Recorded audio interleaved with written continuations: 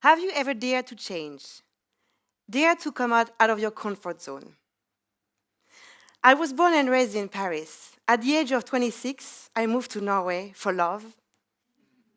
And apart from my future husband, I knew no one here when I arrived, and hardly any recruiter knew about my French and German degrees. I remember sending dozens and dozens of job applications before finding my very first job as an analyst.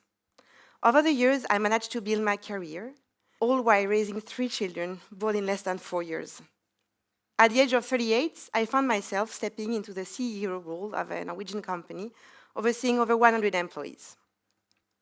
Norway is a great place for women leaders, but it's not without its challenges. I soon realized, when looking around me, that there were few foreign women leaders in Norway.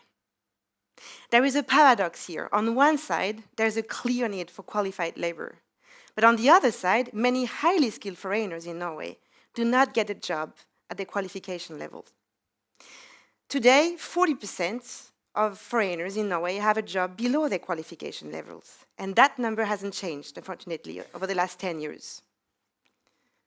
Norway still ranks as one of the hardest countries to integrate into.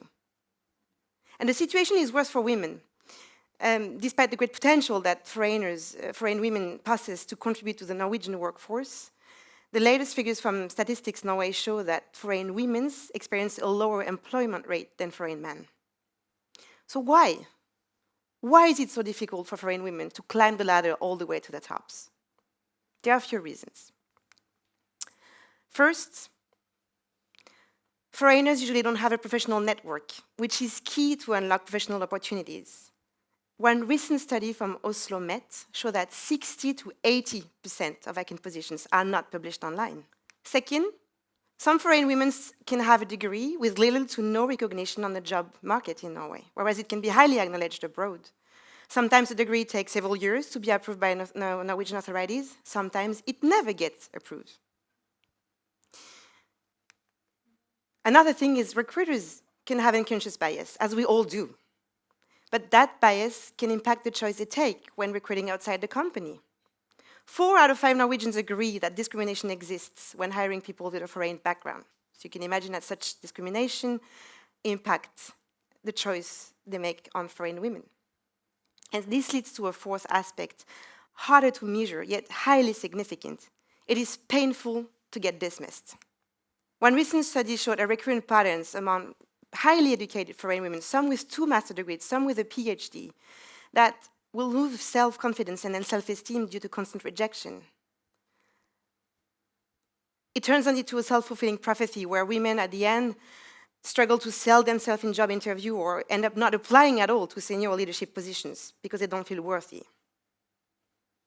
Another key challenge for foreign women to obtain leadership positions is the difficulty to get promoted in a company or in an organization where they already work. 4 reasons. 1, we lack women role models in Norway. And I mean, I've lived in France, I've lived in Switzerland, I've lived in Germany, and I've observed as a woman that Norway is a front runner as regards gender equality. And yet there is a significant underrepresentation of women in general in this country in leadership positions. Today, only 17% of CEOs in Norway are women. 17. Another reason is that women on a general basis tend to have lower self-confidence than men. They tend to believe less in their own potential, whereas they score higher on revenue and profit steering, emotional intelligence, self-awareness. They tend to believe less in their own potential. And unfortunately, confidence keeps being perceived wrongly as a sign of competence. Third, motherhood. Motherhood remains a source of disparities. Claudia Goldin, who's a woman, and she's the recipient of the Nobel Prize of Economics, she highlights in her work that the gender earning gaps is small for younger workers, but increases when workers age, especially in their 30s and 40s. And motherhood and work is a very hard balance to find. It's perhaps even harder for foreign women. We usually don't have a family support system in Norway, while the whole society tends to involve close relatives when raising children. We all know of the mental load and the tendency for childcare responsibility to fall on women. Not to mention those women who also moved to Norway as single mothers and are expected to raise children, learn a language, learn a culture, and find a suitable job. 4, there is a glass ceiling in Norway.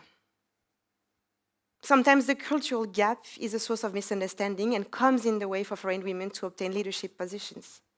Understanding the Norwegian work culture is a journey. I remember myself struggling enormous after a promotion to find and adapt my leadership styles.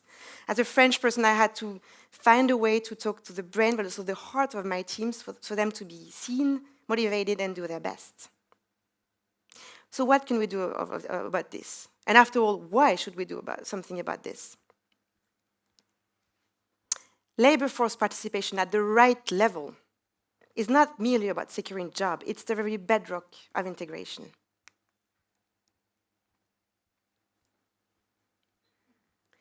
What will foreign women who feel dismissed and undervalued tell their children about how they perceive their new homeland?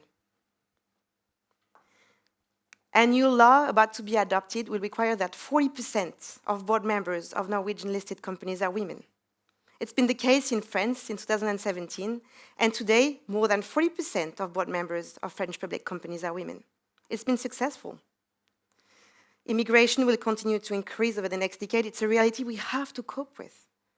Diversity is at the cornerstone of every economic and social governance policies, and yet, while 80% of HR leaders say they highly value diversity, only 40% of other leaders say so.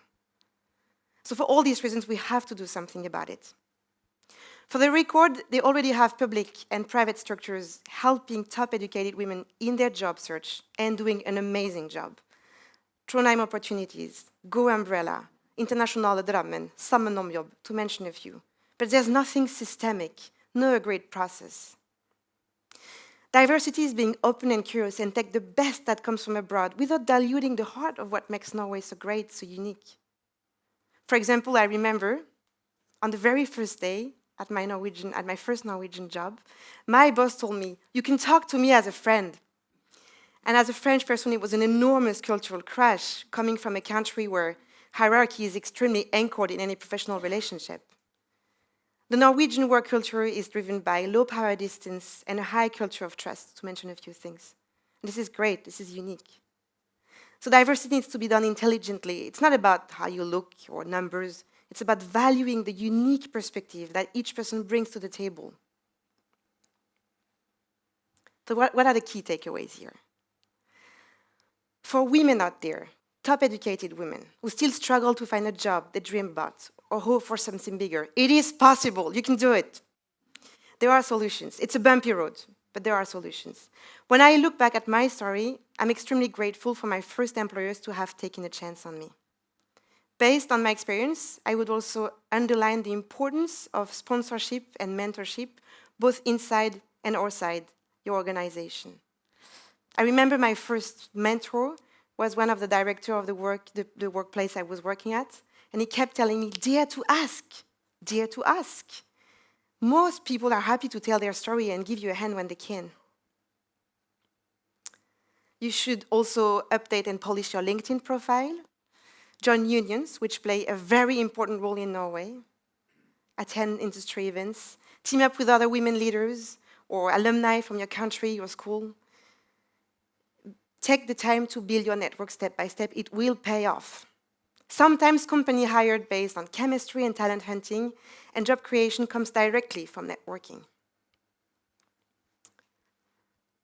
3 of my closest sparring partners on Norwegian professional life, are women, foreign women with a very impressive track record, actually from 3 very different places in the world. So what do they have in common? I think they found the perfect balance between staying true to themselves, to who they are, but also they made great efforts in adapting. Be humble, willing to learn, without forgetting what makes you a plus, what makes you valuable for the company. You can enjoy Brunost, you don't have to give up champagne. And for Norwegian recruiters and leaders out there, it is very human to want to work with people that are like you. But is this really the way to change? To innovate? Diversity holds the key to a national economic health, its capacity for innovation, the quality of decision-making. So dare to change. Move out of your comfort zone and hire more foreign women at leadership positions. Inserting more foreign women in the top will also cascade down. It will contribute to inserting more foreign women at all the levels of organization. So challenge the status quo and be a courageous leader. Hire more foreign women to leadership positions. Take a chance on them. You probably won't regret it. Thank you.